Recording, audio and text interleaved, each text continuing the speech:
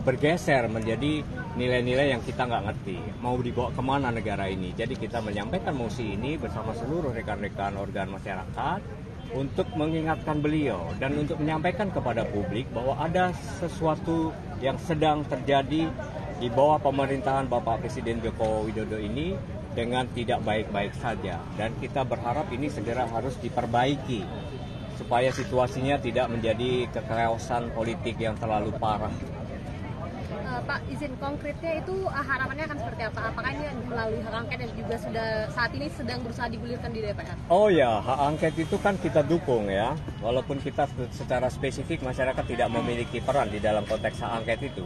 Tetapi kita dukung teman-teman di parlemen harus mendorong hak angket itu supaya terang benderang apa yang terjadi di dalam konteks pemilu 2024 ini. Ada sesuatu yang disembunyikan dan itu harus diketemukan karena pelibatan aparatur, pelibatan pejabat pemerintah, pelibatan anggaran belanja negara yang sangat besar itu benar-benar dituding untuk mengarah pemenangan kepada putra-putranya Pak Presiden Joko Widodo. Nah, ini yang menjadi keluhan masyarakat dan kita mengupayakan agar terjadi suatu temuan-temuan yang bisa membuka tabir kegelapan ini.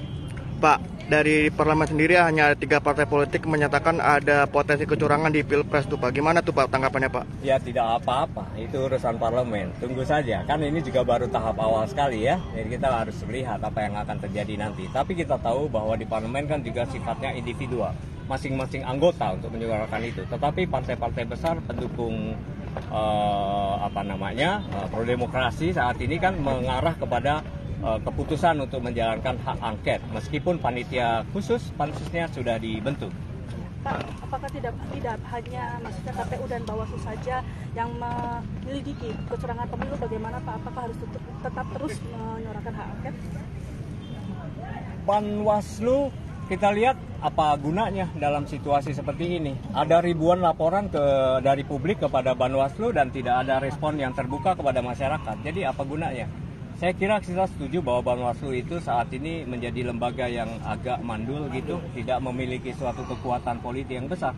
Bahkan ketika terjadi beberapa chaos dalam Sirekap, dalam perhitungan real count yang diadukan oleh masyarakat, kita tidak melihat Bawaslu melakukan apa. Jadi kita lihat kediaman Bawaslu ini justru bisa berpotensi menjadi bagian dari sistematika kejahatan pemilu saat ini. Itu yang kita keluhkan. Ya, mungkin hasil Pilpres ini akan diakui atau tidak?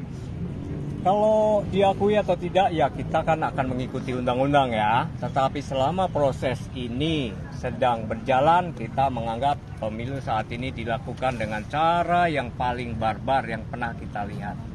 Download Tribun X sekarang, menghadirkan lokal menjadi Indonesia.